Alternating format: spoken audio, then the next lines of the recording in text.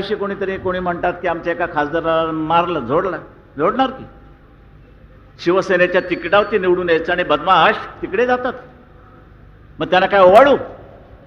आणि आता प्रश्न विचारला की समजा उद्या तुमच्या हातामध्ये सत्ता आली आणि तुमचे आमदार तिकडे गेले, तर मात्र आज तुम्हाला सांगतो सगळ्यांना, यापुढे एक आमदार तर शिवसेनेतनं फुटला तर मात्र कायद्याची पर्वा न करता त्याला रस्त्यात तुडवा.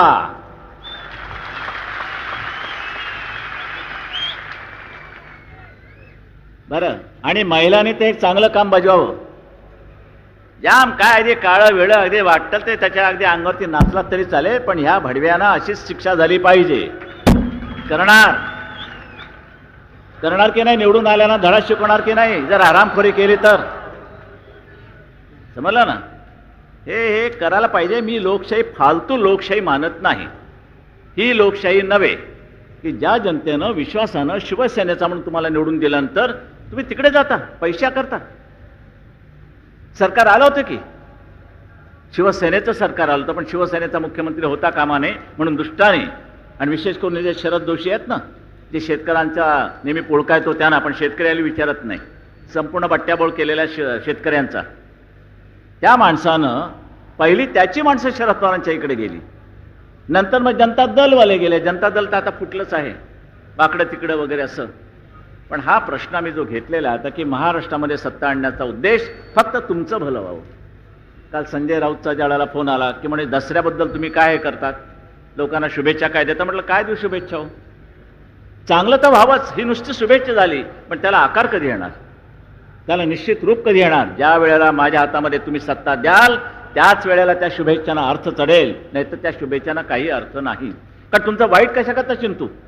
बाळासाहेब ठाकरेंनी बोललेले हे शब्द आज पुन्हा एकदा चर्चेत आलेत. बाळासाहेब ठाकरे आपल्या भाषणामधून म्हणाले होते, जे खासदार आमदार गद्दारी करतील त्यांना भर रस्त्यावरती तुडवा. त्यांच्या बोलण्यामध्ये एक धमक होती, आणि तीच धमक आज फक्त एकाच व्यक्तीमध्ये दिसती, ती म्हणजे संजय राऊत. संजय राऊत यांनी देखील तेच शब्द वापरलेत. आमचा पक्ष फोडण्यासाठी तुम्ही ऑपरेशन टायगर राबवताय का? मग आम्ही ऑपरेशन तुडवा राबवणार. आपल्याला सर्वांना आठवते का, जेव्हा बाळासाहेबांनी ते विधान केलं होतं तेव्हा त्यांच्या पक्षामधून ज्या लोकांनी गद्दारी केली त्यांना भर रस्त्यावरती चोप दिला गेला होता. त्यामुळेच तर बाळासाहेब ठाकरे असताना कधीही शिवसेनेमध्ये फूट पडली नाही. ते आपल्या भाषणामधून स्पष्टपणे सांगतात, कायद्याचा विचार करू नका, जो आपल्याबरोबर गद्दारी करेल त्याला धडा शिकवा. आज आपल्या सर्व महाराष्ट्राला माहिती आहे, ज्यांनी शिवसेनेबरोबर शेवटपर्यंत राहण्याची शपथ घेतली होती ते लोक आता पैशासाठी सत्तेसाठी शिवसेनेमधून वेगळे झालेत. 6 खासदार फुटले, त्यातील 2-3 खासदार असे होते ज्यांनी तर शपथा घेतल्या होत्या. एवढंच काय, बाळासाहेब ठाकरेंनी त्यांना मदत देखील केली होती. त्यामधील पहिले नाव म्हणजे ओमराजे निंबाळकर. जेव्हा ओमराजे निंबाळकर यांच्या वडिलांचं निधन झालं होतं त्यानंतर त्यांना सर्वात जास्त कोणी मदत केली असेल तर ती बाळासाहेब ठाकरे आणि उद्धव ठाकरे यांनी. स्वतः ओमराजे निंबाळकर यांनी एका बातमीमध्ये सांगितलं होतं, मला बाळासाहेब ठाकरे आणि उद्धव ठाकरेंनी वडील नसताना सर्व काही दिलं, त्यांचे उपकार मी शेवटपर्यंत विसरणार नाही आणि त्यांना कधीही सोडून जाणार नाही. दुसरीकडे संजय दिना पाटील हे खासदार देखील म्हणाले होते, आपण शिवसेनेबरोबर कधीही गद्दारी करणार नाही, आणि आज 30 लोक शिवसेनेमधून बाहेर पडलीत. कशासाठी? पैशासाठी, सत्तेसाठी, मंत्रिपदासाठी. बाळासाहेब ठाकरे म्हणाले होते भाषणामधून, सत्ता येत राहतील जात राहतील, मंत्रिपदं येतील जातील, पण माणूस निष्ठावंत पाहिजे. माणूस निष्ठावंत असेल तर कोणताही पक्ष त्याला हरू शकत नाही, कोणताही पक्ष त्याला फोडू शकत नाही. पण आता परिस्थिती एवढी हाताबाहेर गेली आहे, इथे लोकांच्या मतदानाचा अपमान केला जातोय, अशा अनेक लोकांनी भावना व्यक्त केल्यात. लोक म्हणतायत आपण मतदान करतो, आपल्या मतदानाचा हक्क असतो, पण आपण ज्या व्यक्तीला मतदान करतो तोच व्यक्ती दुसऱ्या पक्षात निघून जातोय पैशासाठी, सत्तेसाठी. मग आपण विश्वास कोणावरती ठेवायचा? आपण ऐकलंच, बाळासाहेब ठाकरे म्हणाले होते, असल्या लोकशाहीला आपण मानत नाही, आणि इथे लोकशाही संपवण्याचा प्रयत्न केला जातोय. खरं तर ही चुकी मतदारसंघातील लोकांची आहे. ज्यावेळेस अशी घटना होते, जेव्हा एखादा खासदार आमदार दुसऱ्या पक्षात निघून जातो, तेही सत्तेसाठी, पैसेसाठी, त्यावेळेस लोकांनी त्या मतदारसंघामध्ये पुन्हा एकदा निवडणूक घ्यायला हवी. पण बरीचशी लोक शांतच बसतात, कोणीही काही बोलत नाही, फक्त सोशल मीडियावरती आपली प्रतिक्रिया देतात. याच ठिकाणी बाळासाहेब ठाकरे असते तर ते आज सरळ म्हणाले असते, जे खासदार आमदार गद्दार करतायत त्यांना सरळ तुडवा. आणि हीच भाषा संजय राऊत यांच्या तोंडून निघाली. म्हणजे शिवसेनेमध्ये एकच असा व्यक्ती आहे जो बाळासाहेब ठाकरे यांची भाषा बोलू शकतोय. आपण सर्वांनी बाळासाहेब ठाकरे काय म्हणाले हे ऐकलंच. आता संजय राऊत एकदा काय म्हणाले तेही ऐका. मतदारांना कसं विकत घेतलं गेलं आहे, ज्याला तुम्ही फूट म्हणताय त्याला आम्ही फूट म्हणत नाही, त्याला आम्ही गद्दारी म्हणतो, बेईमानी म्हणतो आणि बदमाशी म्हणतो. आणि हे सगळे लोक पैशाने विकत गेलेले आहेत. पैशाने मंत्री आहेत, लोक त्यांना बायले म्हणतात, गिरीश महाजन हे काय राडे करणार, हे काय राडे करणार असं गिरीश महाजन म्हणतायत. मग लपवताय कशाला? गद्दारांशी नाही राडे करायचे तर कोणाशी करायचे? याचा अर्थ या महाराष्ट्रात गद्दारी पोसण्याचं काम, बेईमानी पोसण्याचं काम तुम्ही करताय गिरीश महाजन. माझी भाषा त्यांना चुकीची वाटते. गद्दारांना कोणती भाषा वापरायची? गद्दारांना कोणती भाषा वापरायची गिरीश महाजनने सांगावं. आणि राडे करणार की नाही तुम्ही कोण ठरवणार? आमच्याकडे काय राहिलं आहे? गिरीश महाजन हा पोलिसांचा ताफा बाजूला ठेवून या. हे जे 4-4 पोलिसांच्या गाड्या घेऊन फिरता ना, सगळ्या गद्दारांना आता गाड्या दिल्या पोलिसांच्या. आत्ताच मी पाहिलं. हा म्हणजे कशा करतात? आमच्याकडे राडे करण्याची क्षमता नाही ना.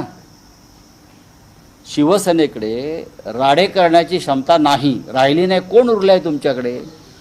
मग त्यांना Y+ सिक्युरिटी, CRPFची सिक्युरिटी, घरावर सिक्युरिटी, जिथे जिथे त्यांच्या प्रॉपर्टी आहेत तिकडे सिक्युरिटी. म्हणजे प्रत्येक गद्दाराला या क्षणी 40-40 सशस्त्र पोलिसांची सिक्युरिटी देण्याचं कारण काय? आणि मागच्या गद्दारांची सिक्युरिटी कायम आहे.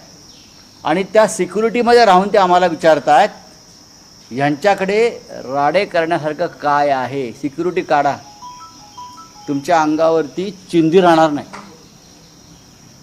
सिक्युरिटी काढा. ही पोलिसांचं कवचकुंडल आहेत ना सरकारची, ती काढा. स्वतः तुमचा जो बॉस आहे एकनाथ शिंदे, बरं का, तो 50 गाड्यांचा बॉडीगार्डचा ताफा घेऊन फिरतो. कोणापासून भीती आहे? कोणापासून? त्यांचे जे चिरंजीव आहेत त्यांची सुरक्षा व्यवस्था. मला त्यात पडायचं नाही आहे. भीती नाही ना आमच्यापासून, शिवसैनिकांपासून खऱ्या. मग तुम्हाला हे बोलू नका तुम्ही. ही खाकी वर्दीची जी मस्ती आम्हाला तुम्ही दाखवता, ED CBI, हा कसे फुटले म्हणतात ते. गिरीश महाजन जे म्हणतात ना फुटले. माझ्याकडे एक दिवस ED आणि CBI आली ना, सगळ्यात आधी गिरीश महाजनला फोडून दाखवतो. एक दिवस नाही, अर्धा तास जरी ED CBI माझ्याकडे आली तर सगळ्यात आधी या गिरीश महाजनला मी नाही फोडून दाखवला तर बघा. हे आम्हाला सांगू नका ते संघाच्या चड्ड्या बिड्ड्या विचार आयडिओलॉजी हे आम्हाला सांगू नका. हेच पहिले फुटतील. तर शिवसेनेनं मशाल चिन्हावर त्यांना निवडून आणलं, त्यांनी राजीनामा द्यावा आणि परत निवडणुकीला उभं राहावं. आम्ही त्यांना अजिबात गद्दार म्हणणार नाही, अजिबात नाही. आम्ही लोकांना सांगू की यांनी नैतिकतेचं पालन केल्यामुळे राजकारणातले हे नवीन संत आहेत. आता आमचं ऑपरेशन तुडवा सुरू होणार आहे. काय ऑपरेशन तुडवा? ऑपरेशन काय? त्यांनी टायगर, ते टायगर असले ते हे असे लपणारे लोक का टायगर असतात काय? टायगर का असं गुहेत लपतो काय? आम्ही टायगर आहोत. आम्ही म्हणतो तुडवू म्हणून. आता आम्ही ऑपरेशन तुडवा. आपण सर्वांनी ऐकलं संजय राऊत काय म्हणाले. बाळासाहेब ठाकरेंनी जी भाषा वापरली होती तीच भाषा संजय राऊत वापरत आहेत. म्हणजे शिवसेनेमध्ये संजय राऊत असे व्यक्ती आहेत जे बाळासाहेब ठाकरे यांच्या विचारावरती चालत आहेत. कारण की अशा प्रकारच्या घटना होणं म्हणजे एक प्रकारे लोकशाही संपवण्याचाच प्रयत्न आहे ना. आणि मुख्य म्हणजे हे सर्व ऑपरेशन एकनाथ शिंदेंनी राबवलेलं नाही, त्यांना दिल्लीवरून आदेश आलेले आहेत. सामाजिक कार्यकर्ता अंजली दमनिया स्वतः म्हणतात एकनाथ शिंदेंना यामध्ये काही कळत नाही, त्यांना फक्त पक्ष फोडण्यासाठी पाठवलंय आणि सर्व दिल्लीवरून केलं जात आहे. अंजली दमनिया यांचं म्हणणं आहे भारतामध्ये फक्त एकच पक्ष शिल्लक राहायला पाहिजे आणि लोकशाही संपली पाहिजे, म्हणजे पुन्हा कधी निवडणूक होणार नाही.